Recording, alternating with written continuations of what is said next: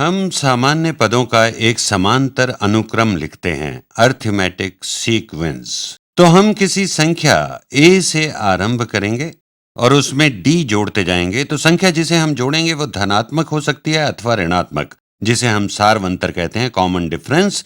तो हमारे अनुक्रम में होगा जमा d, हमारे अनुक्रम के तीसरे पद में जमा 2d। इसी प्रकार d जोड़ते जाएंगे अनुक्रम के nवें पद तक। और जैसा आपने यहां देखा, हमने पहले पद में जोड़ा d0, दूसरे पद में हमने जोड़ा d1 बार और तीसरे पद में जोड़ा d2 बार। तो आपने देखा कि जो हमारा पदांक है हम उससे एक कम d जोड़ते हैं हर बार। तो इसी प्रकार जब हम आगे बढ़ते हैं और बढ़ते रहते हैं nवें पद तक, वहां हम योग करेंगे dn बार घटा 1। तो ये होगा n घटा 1 गुणा d।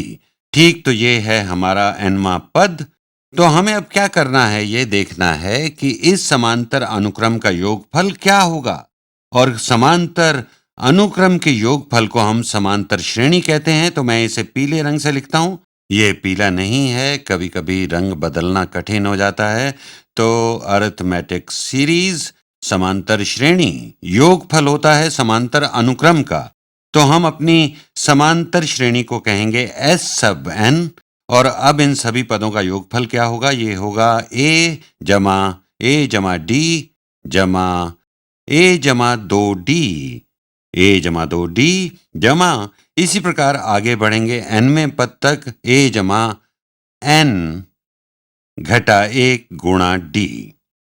अब मैं वही विधि प्रयोग करूंगा जो हमने मूल समांतर अनुक्रम के लिए की थी। मैं इसको इसी में जोड़ता रहूंगा, परंतु यहां दाएं पक्ष को लिखने का क्रम विपरीत कर दूंगा।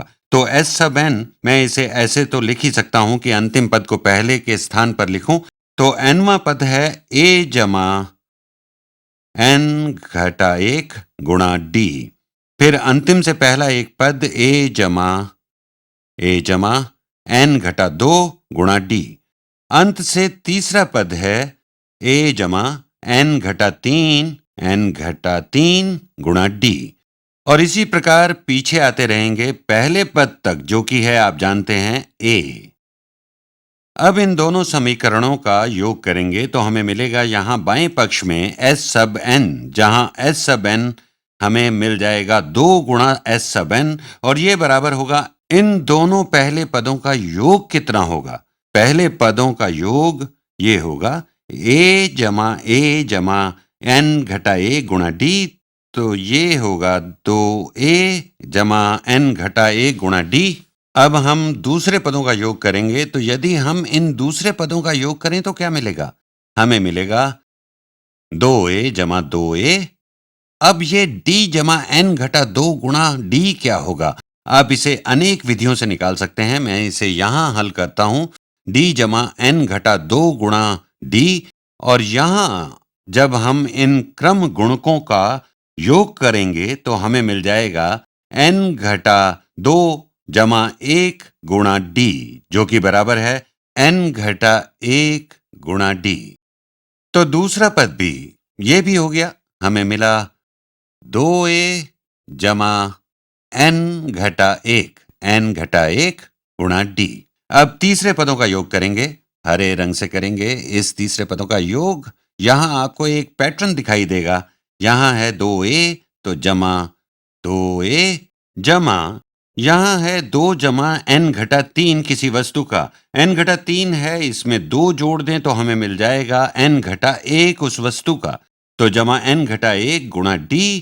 और इसे यदि आप इसी प्रकार करते जाएं nवें पद तक, तो आप योग करते रहेंगे, जो है 2a जमा n घटा 1d।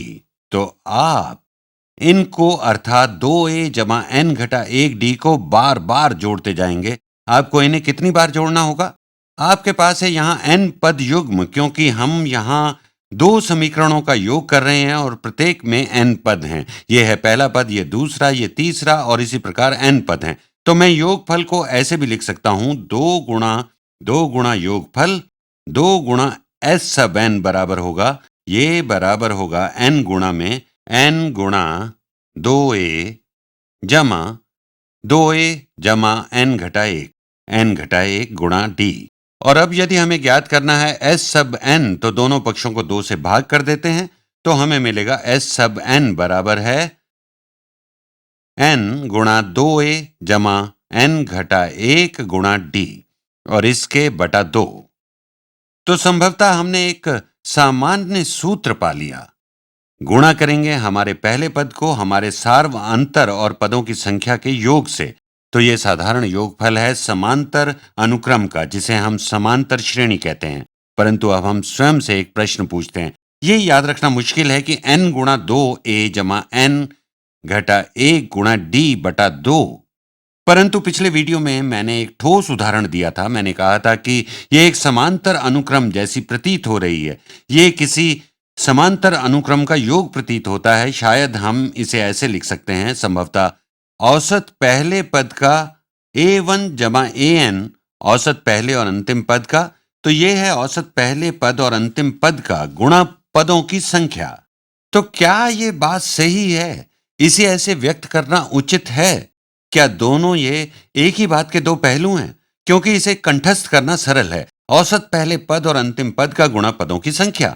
ये ठीक भी लगता है, क्योंकि आप वृद्धि करते हैं एक अचर संख्या से हर पद के लिए, तो हम बस औसत निकाल लें पहले पद और अंतिम पद का और उसे गुणा कर दें पदों की संख्या से। बस हमें अब करना यह है कि इसे पुनः लिखना है और ये जांचना है कि क्या वास्तव में ये और ये दोनों समान हैं। तो इसके लिए हमें इस a को अलग करना है। इसे इस प्रकार लिख सकते हैं, s सब n बराबर है n गुणा a जमा n घटा 1 गुणा d। मैंने केवल इस 2a को तोड़ दिया है a जमा a के रूप में, और ये सब इन सब के बटा 2। तो आप देखिए, जैसे हमने यहां इसे परिभाषित किया था, हमारा पहला पद a1 है a और हमारा अंतिम पद a सब n है a जमा n घटा 1 गुणा d। तो ये सब जो यहां पर विद्यमान है, इसे जिस पर ये कोष्ठक है, एवरेज है पहले और अंतिम पद का, प्रथम एवं अंतिम पद का औसत। मैंने यहां पहले पद और अंतिम पद को 2 से भाग कर दिया है और फिर इसे गुणा किया है हमारे पदों की संख्या से, और ये सभी समांतर अनुक्रमों के लिए सत्य है। यही हमने सिद्ध किया।